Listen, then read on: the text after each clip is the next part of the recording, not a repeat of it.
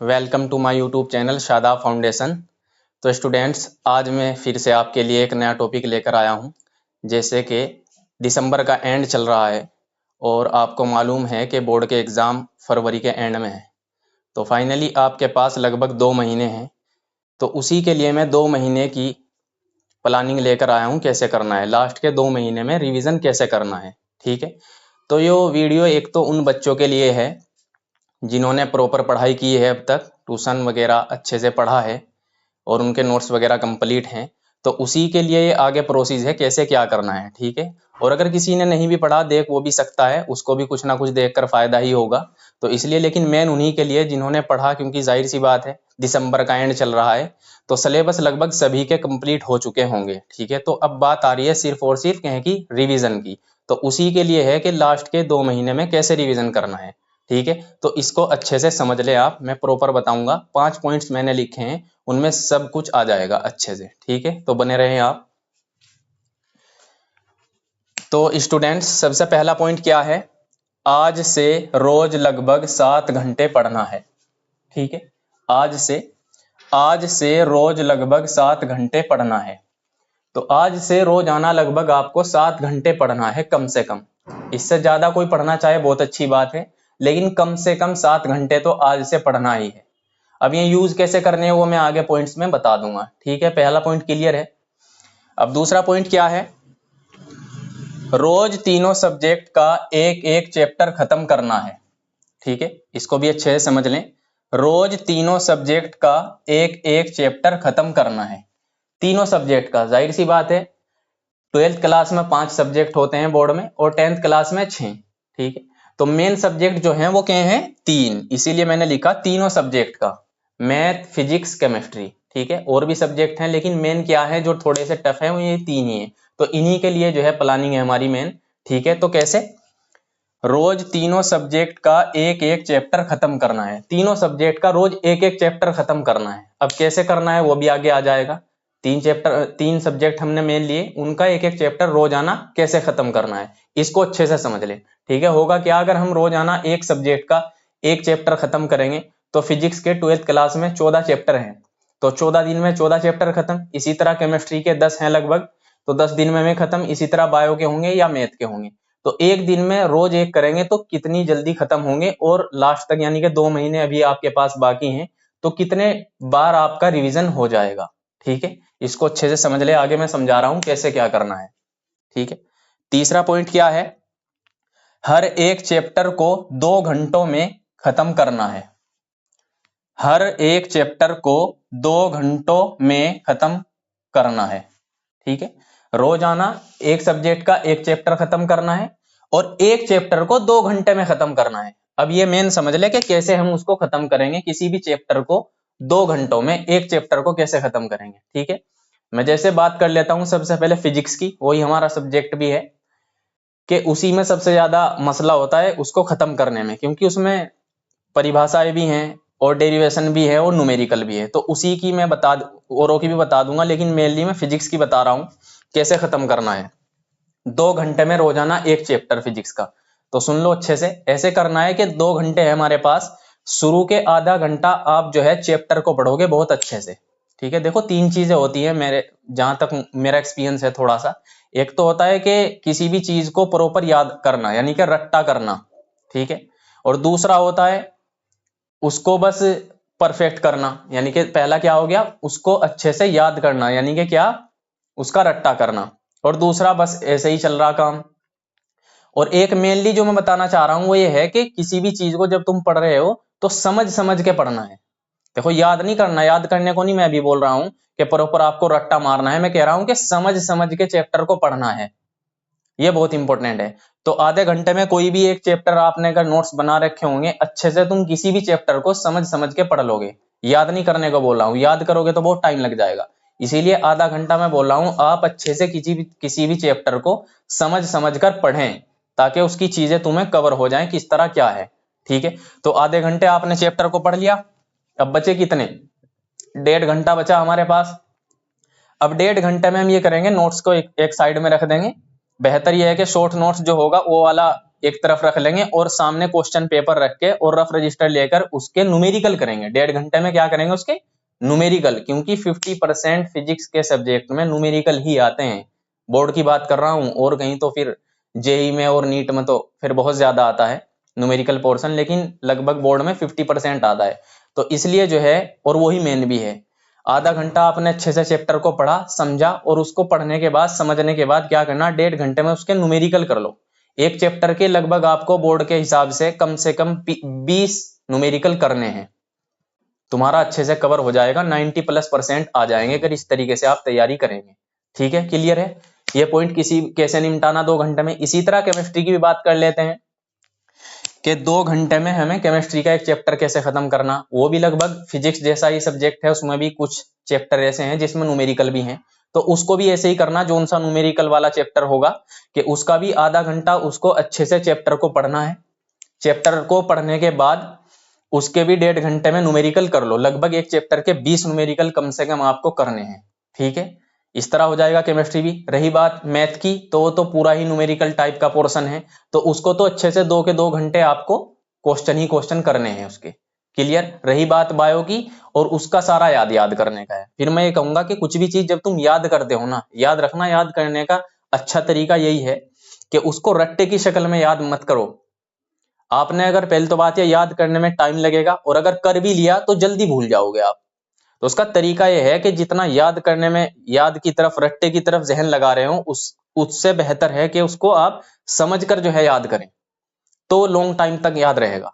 ठीक है, तो मेन फोकस मैं बार बार बोल रहा हूं, क्या करना कि समझ के पढ़ना, समझ के याद करना। ऐसा नहीं बस रट्टा चल रहा।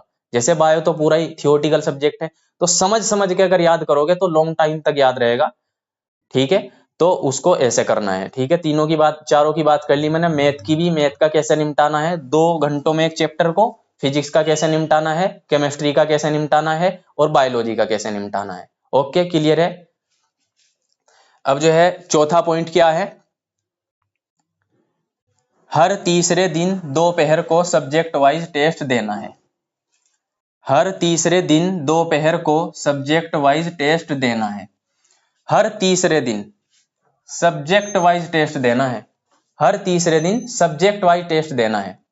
क्या मतलब? यानी कि 2 दिन आप जो है पहले पढ़ोगे, जो तरतीब मैंने बताई है उसके अकॉर्डिंग, उस हिसाब से पढ़ोगे, और तीसरे दिन आप जो है सब्जेक्ट वाइज टेस्ट दोगे। सब्जेक्ट वाइज से मतलब क्या है कि पहले दिन आप जैसे मैथ का टेस्ट दोगे 3 दिन के बाद, 2 दिन पढ़ोगे सारे सब्जेक्टों को जैसे मैंने बताया, और तीसरे दिन आप उसको जो है सब्जेक्ट वाइज टेस्ट दोगे। और वो भी कब को? दोपहर को।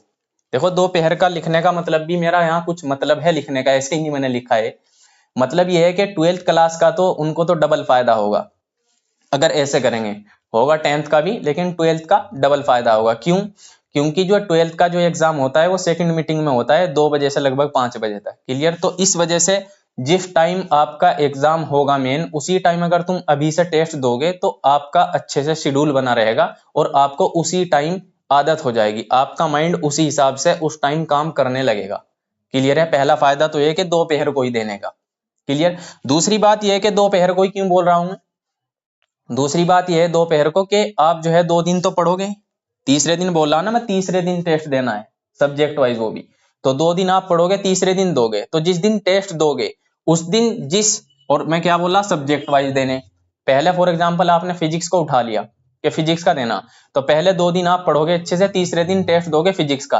तो जिस दिन जिस सब्जेक्ट का टेस्ट देना है उस दिन इन 2 सब्जेक्टों को पढ़ने हैं दूसरों को। अगर फिजिक्स का देना है तो आप फिजिक्स को ही पढ़ोगे सुबह से दोपहर तक।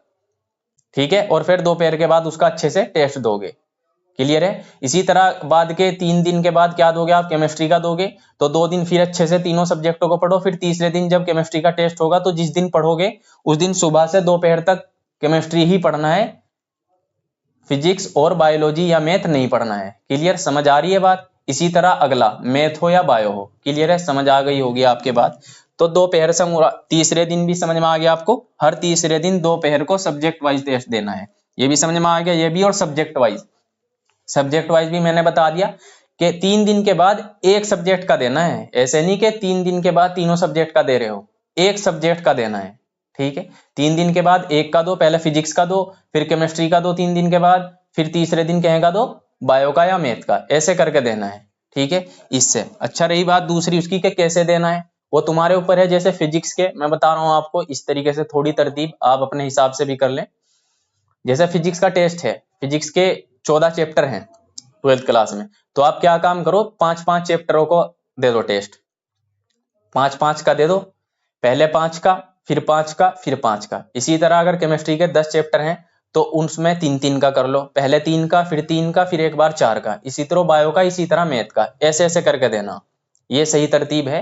अगर आप ऐसे दोगे तो फायदा होगा। एकदम से पूरे सिलेबस का नहीं देना, ना अध्याय का देना, और ना एक एक ही चैप्टर का देना कि एक एक ही चैप्टर का दे रहे, तो वो भी सही नहीं है, वो भी फायदेमंद नहीं है। कम से कम जैसे मैं फिजिक्स की बात कर रहा हूँ स्पेशली, 14 चैप्टर अगर हैं तो 3 बार में दे के खत्म करो, 5 का एक बार, 5 का एक बार, 4 का एक बार, ऐसे। ठीक है, ना ज्यादा कम ना ज्यादा, मीडियम लेके चलो तो फायदा ज्यादा होगा। क्लियर है, समझ आ गई होगी मुझे उम्मीद है। बहुत इंपॉर्टेंट लाइन है ये। चौथा पॉइंट जो था, हर तीसरे दिन दोपहर को सब्जेक्ट वाइज टेस्ट देना है। मुझे उम्मीद है समझ में आ गया होगा अच्छे से। ठीक है, अब देखो 5वां पॉइंट क्या है, बाकी 1 घंटा रोज इंग्लिश पढ़ना है। बाकी 1 घंटा रोज इंग्लिश पढ़ना है। क्यों? क्योंकि हमने क्या बनाया था, 7 घंटे रोज पढ़ना है। ठीक है, और अगला पॉइंट क्या था, यानी कि 7 घंटे रोज पढ़ रहे हैं और रोजाना 2 घंटे एक सब्जेक्ट को देने, तो 3 सब्जेक्ट हमने ले रखे, तो 2 तिया 6 घंटे ही तो हुए भी, 7 घंटे पढ़ना था। तो जो 1 घंटा बचा उसमें क्या करना, बाकी 1 घंटा में इंग्लिश पढ़ना है। उसमें क्या करना, इंग्लिश पढ़ना है। और खास तौर से हिंदी मीडियम के बच्चों के लिए लिखी मैंने ये बात, क्योंकि जाहिर सी बात है उनकी इंग्लिश थोड़ी कमजोर होती है। और देखो मैं एक बहुत इंपॉर्टेंट बात बताऊं स्टूडेंट्स, खास तौर से हिंदी मीडियम के बच्चे, ये मैंने भी फेस की है थोड़ी सी चीज, कि आपको क्या करना है कि इसको 1 घंटा रोज इंग्लिश को पढ़ना है। क्यों?